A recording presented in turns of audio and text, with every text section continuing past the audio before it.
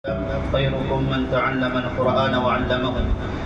وفي حديث آخر من خرج في طلب العلم فهو في سبيل الله حتى يرجع, atau kama qala sallallahu alaihi wasallam. Jadi alhamdulillah, belajar ayat-ayat yang dimuliakan Allah Subhanahu wa taala. Jadi pertama sekali kita kena syukur banyak-banyak kepada Allah Subhanahu wa taala.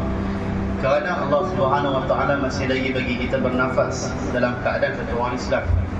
Allah masih lagi bagi kita bernafas dalam keadaan kita memuji Allah Subhanahu wa taala, kita mendengar kalam Allah. Sebab itulah kita kena syukur banyak-banyak kepada Allah Subhanahu wa taala.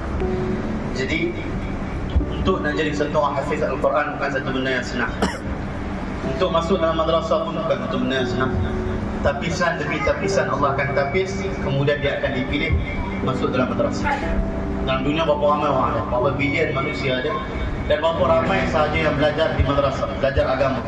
Dan Nabi sebut man ja'ahul maut, siapa yang datang kepada dia kematian, wa huwa yatlubul ilm, sedangkan dia belajar ilmu.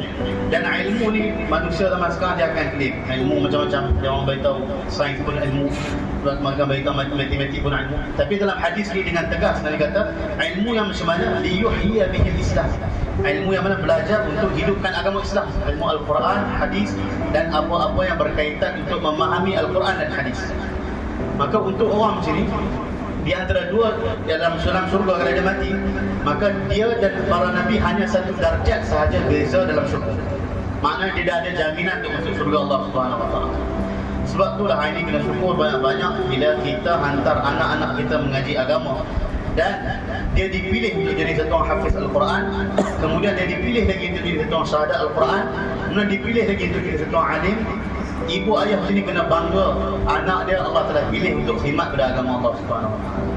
Dan tak ada lagi kemuliaan lagi hebat daripada kemuliaan satu orang ayah dan ibu yang menghantar anak-anak dia belajar agama.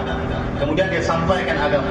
Kemudian agama itu disampaikan lagi, sehingga ini akan menjadi ilmu yang bermanfaat, yang mana bila matinya anak Adam nanti semua terputus. In qata amaluhu illa min salasin, terputus amalannya melainkan 3 perkara. Antaranya apa dia? Kan anak yang soleh. Anak yang soleh macam mana kita nak bentuk? Kalau anak tu dia tak dihidupkan dengan suasana agama, macam mana anak tu jadi anak yang soleh? Kan? Kemudian ilmu yang bermanfaat. Jadi 2 benda ni insya-Allah, hantar anak mengaji agama, hantar anak ke madrasah, ibu ayah akan dapat. Ini satu orang belajar dah khatamkan Al-Quran, bukan senang nak baca 30 juzuk tanpa lihat. Kan? Tak senang untuk beli. Ini satu pemberian nikmat Allah yang luar biasa. Jadi kita kena syukur banyak-banyak kepada Allah Subhanahu wa taala.